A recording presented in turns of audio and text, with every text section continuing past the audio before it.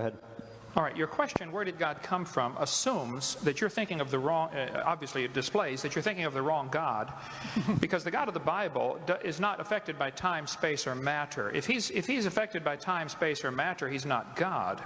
Time, space, and matter is what we call a continuum. All of them have to come into existence at the same instant, because if there were matter but no space, where would you put it? If there were matter and space but no time, when would you put it? You cannot have time, space, or matter independently. They have to come into existence simultaneously. The Bible answers that in 10 words. In the beginning, there's time. God created the heaven, there's space, and the earth, there's matter.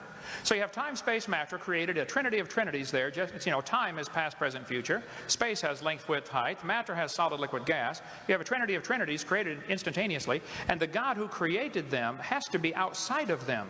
If he's limited by time, he's not God. The guy who created this computer is not in the computer. He's not running around in there changing the numbers on the screen, okay? The God who created this universe is outside of the universe. He's above it, beyond it, in it, through it. He's unaffected by it.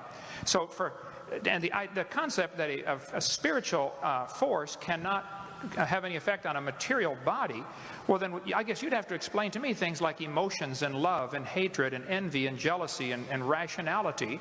I mean, if your brain is just a random collection of chemicals that formed by chance over billions of years, how on earth can you trust your own reasoning processes and the thoughts that you think?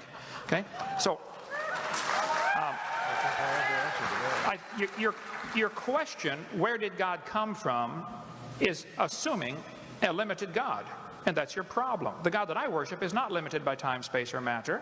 If I could fit the infinite God in my 3-pound brain, he would not be worth worshiping, that's for certain. So that's the God that I worship. Thank you.